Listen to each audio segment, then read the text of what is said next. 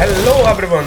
Today we are going to learn about section 80E, which is a deduction in respect of interest paid on loan taken for higher education. So दोस्तों, this is Mohinder and I make video on income tax, financial accounting, company law, investments, insurance and analysis of share market.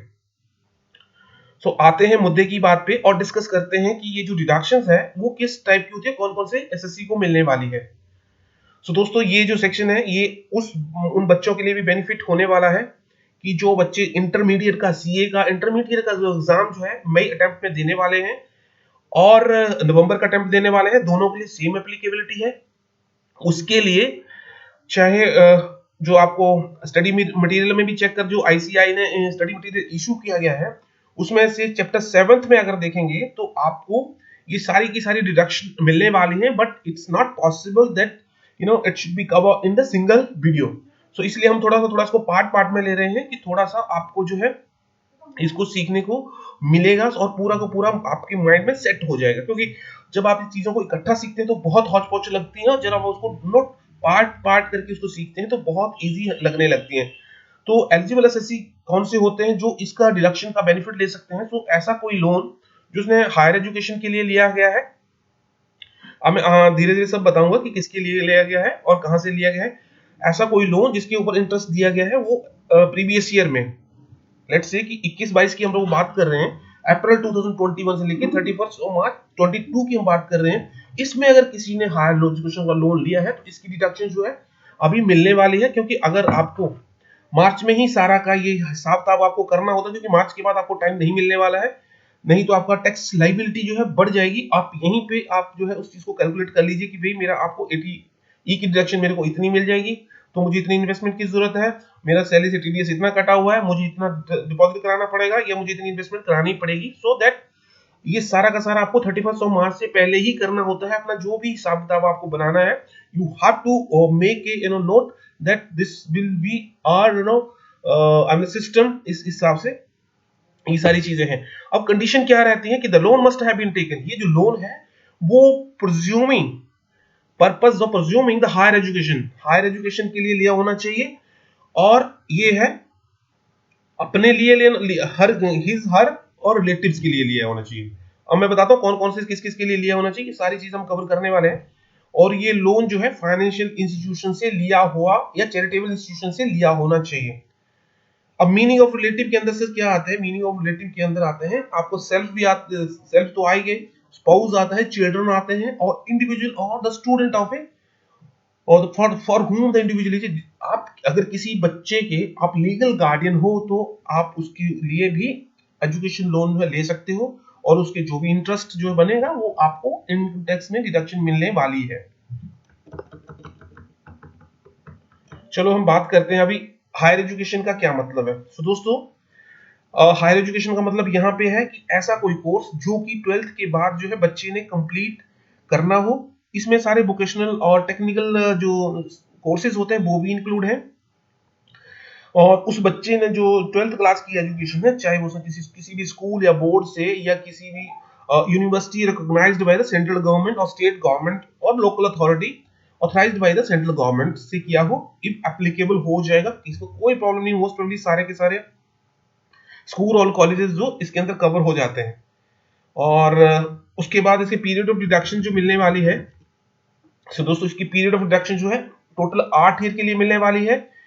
एक ऐसा year जिसमें आपने जो loan है वो लिया हुआ है, और उसके बाद 7 साल का और असेसमेंट ईयर के लिए आपको मिलने वाला है।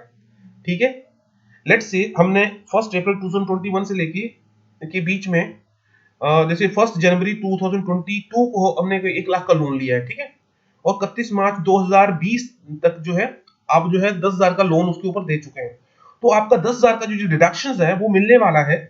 और उसके बाद आपको 7 ईयर तक आप जो है उस लोन का जो इंटरेस्ट की डिडक्शन है वो मिलने वाली है।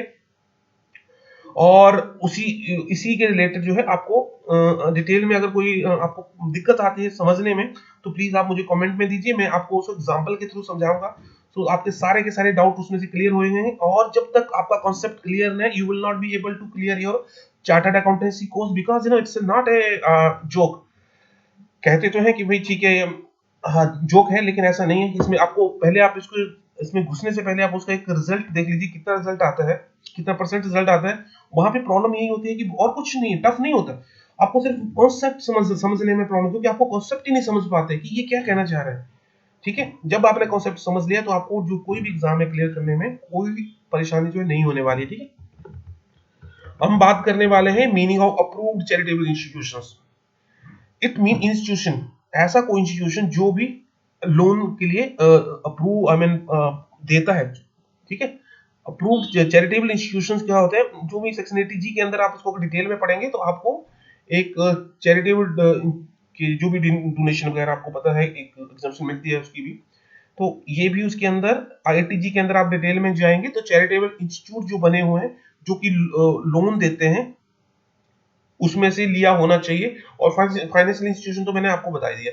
और फाइनेंशियल इंस्टीट्यूशन में क्या आता है, ऐसा ऐसे कोई भी बैंक जो भी बैंकिंग रेगुलेशंस एक्ट 1949 के अंदर रजिस्टर्ड हुआ है और उसके सेक्शन 51 में ये सारी की सारी चीज क्लियर की गई है कि ऐसा ऐसा कोई भी बैंक जो सेक्शन 51 और बैंकिंग रेगुलेशन एक्ट 1949 के अंदर रजिस्टर्ड हुआ है, that is called as bank. It means कोई भी बैंक जो है बिना सेक्शन 49 के जो है सेक्शन 51 के बिना रजिस्टर्ड नहीं हो सकता है।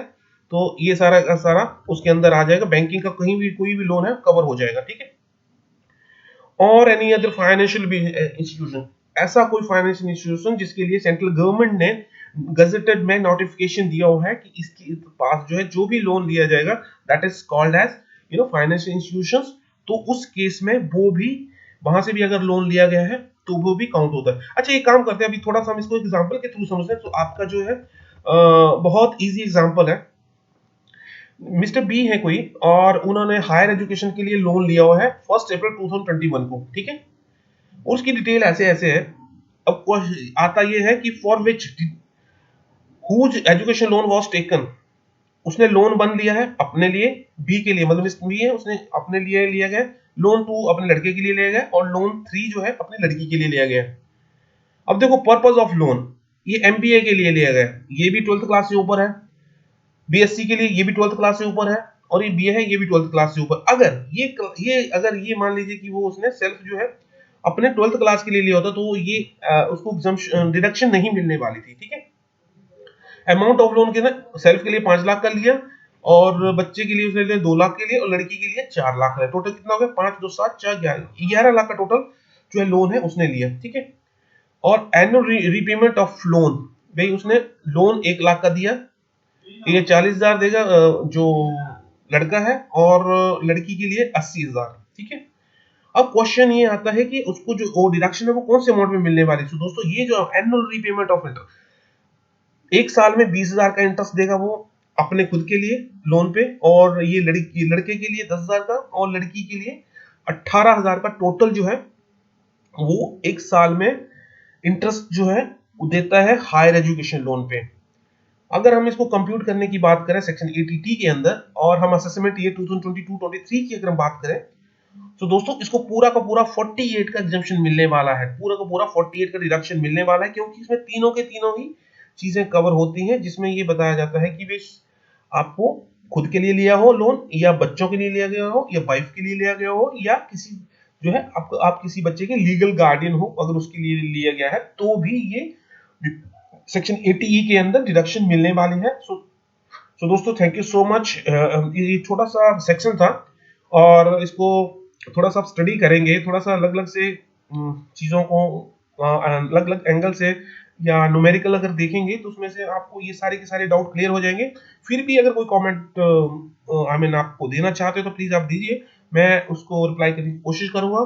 और thank you so much, have a great day, God bless you.